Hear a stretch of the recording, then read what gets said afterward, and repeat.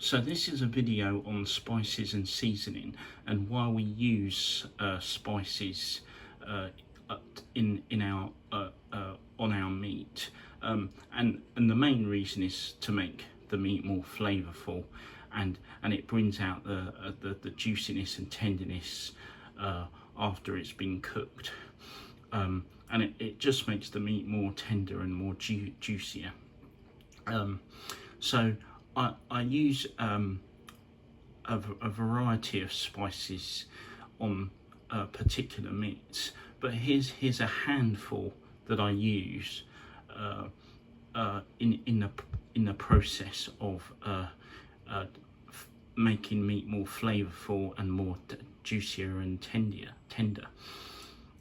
So we've got a few here, like for example, you can use smoked paprika, which is actually used in fish, quite a lot in fish, and it's also used in meats as well, but it's actually quite good on fish.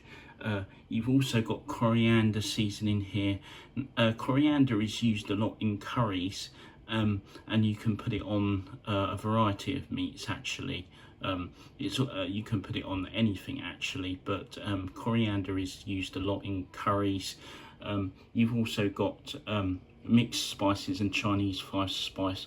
Chinese 5-spice adds depth and warmth actually to meats, and so you can basically use Chinese 5-spice again on most things.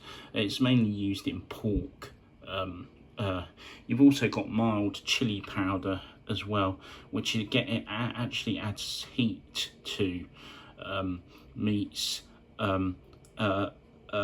And you've also got steak seasoning as well, which is used obviously in steaks, but you can use it on other meats like beef. I use it in beef as well as other meats, especially in pork actually. Pork, it actually surprisingly is quite good in pork.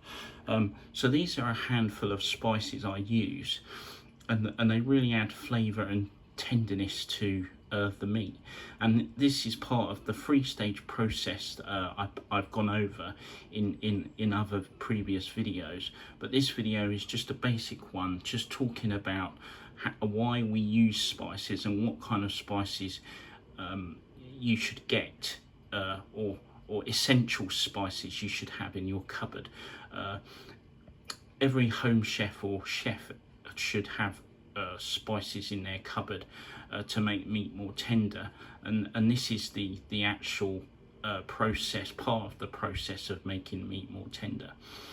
Okay, so you don't have to go to the supermarket and get every single spice there is in the supermarket. There's a handful of spices that will basically just do the job that you want for them on your meat, and these are actually, I would say, the essential spices that you should have in your cupboard. Okay, thanks very much for watching, and I'll see you in another video.